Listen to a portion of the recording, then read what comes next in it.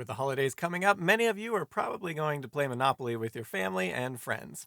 So let's make sure you're playing it right because it's way more fun if you do. It turns out because everybody knows how to play Monopoly, nobody ever bothers to learn the rules, and as a result, most of us are playing it wrong, which is largely why there are so many fights and the game takes an eternity.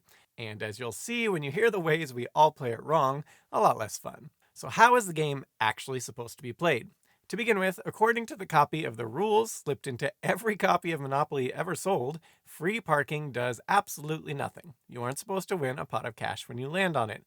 On top of that, nowhere in the rulebook does it say you have to wait until you've made it around the board once before you can start buying properties. Much more importantly, anytime a player lands on an available property and chooses not to buy it, every player, including the player who landed on the property, is supposed to be able to place a bid on the property if they so choose. Naturally, this rule not only adds a bit of extra strategy, but ensures it doesn't take long for all the properties to be snapped up. Another rule that potentially speeds up the game over what people normally do is when you bankrupt a player, you're supposed to get all the player's remaining assets, minus that they're required to first sell back any buildings they have to the bank, though you get the money for this. In actual practice, what many do when playing is turn those properties over to the bank to be available for purchase by others if they happen to land on them.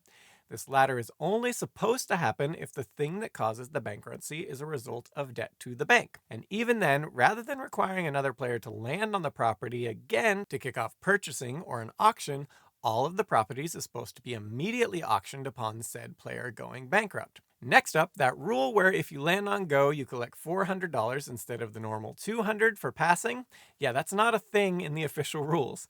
You also aren't supposed to be able to give loans to other players. To quote the rulebook, money can be loaned to a player only by the bank and then only by mortgaging property. No player may borrow from or lend money to another player. As for proceeding to jail, the official rule states that even though you are in jail, you may buy and sell property and buy and sell houses and hotels and collect rents. Yep, contrary to what many do when playing, being in jail in the game of Monopoly doesn't actually stop you from making any money and is of no real hindrance to a rich enough player, just like in real life. Speaking of which, the rules also stipulate that there are a finite number of houses, 32, and hotels, 12, in the game, and that when they run out, that's it.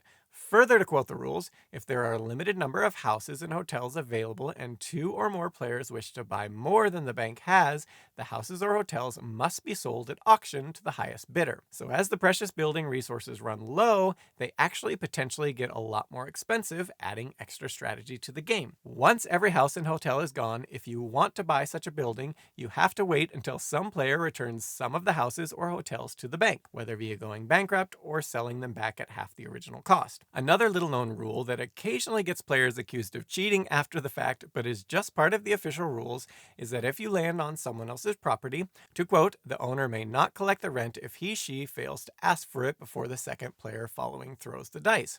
That's right, if the owner of said property fails to notice you're squatting on it fast enough, they can't demand rent later.